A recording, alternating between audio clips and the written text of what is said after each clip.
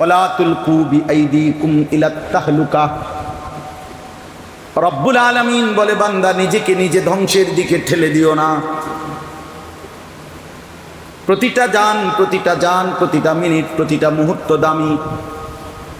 আল্লাহ তাআলা কোরআনে বলছেন, বান্দা আমি কিন্তু হিসাব নেব, সেকেন্ড মিনিট, ঘন্টা। ফাওয়ারাব্বিকা লানাসআলান্নাহুম আজমাইন।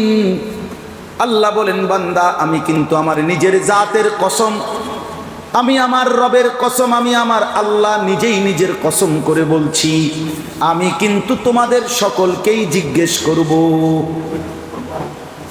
আম্মা কানু ইয়ামালুন, যে যা করেছো বান্দা আমি একটা সেকেন্ডও ফেলে দেব না, জিজ্ঞেস করব। ওমা কুন্না আনিল খালকি গাফিলিন। আল্লাহ বলে, আমি কিন্তু আমার একটা সৃষ্টির ব্যাপারেও এক সেকেন্ড গাফেল নই।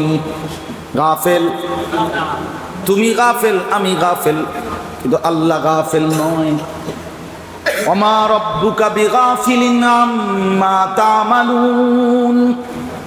আল্লাহ বলে, বান্দা তোমরা যা করছো আমি আল্লাহকে এক মুহূর্ত গাফেল ভেব না। ওয়াকাফা বিযুনুবি ইবাদিহি খাবীরাম বাসীরা।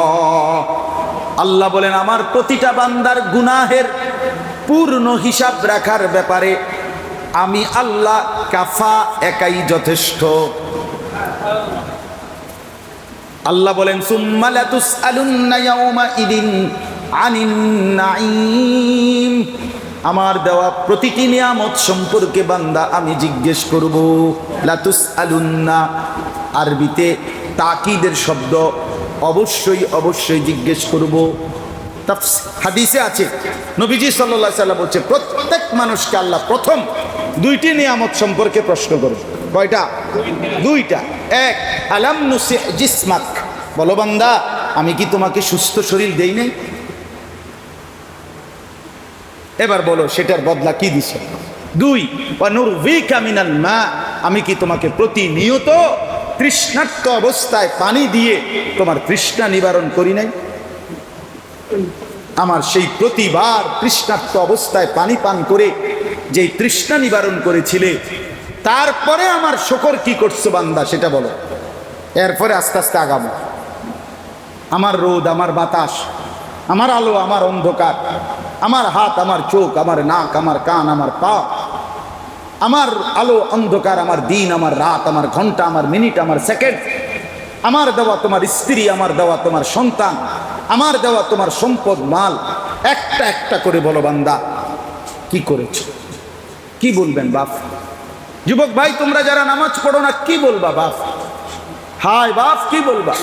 দুনিয়ার সমস্যার সমাধান তো হইল না, সমাধান তো হইছে না, পুরা সমাধান আসবে না।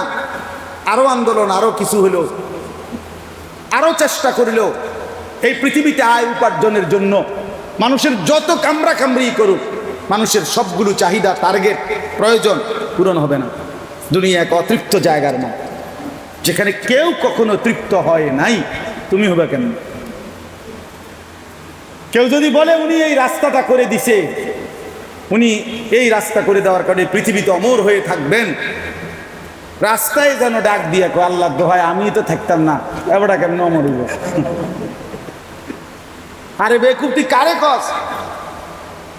আমি জমি নিজেই তো থাকবো না, আমি দুনিয়াই তো থাকবো না, দুনিয়াতে অমর হয় কেমনে? অমর হইলে তো আমি নিজেই হইতাম অমর।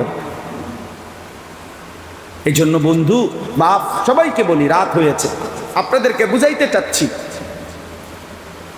খোদার কসম, একটা স্বপ্ন, পরিকল্পনা সবগুলো পূর্ণ হবে না, একজনেরও না, অতৃপ্ত থেকে যাবে। দুনিয়া এক অতৃপ্ত জায়গার নাম, তৃপ্তির সব কিছু পরিপূর্ণ মিলবে শুধুই জান্নাত। ওয়ালাকুম ফিহা মা তাশতাহি আনফুসুকুম, যা চাইবে দিল তাই মিলবে কোথায়? জান্নাত।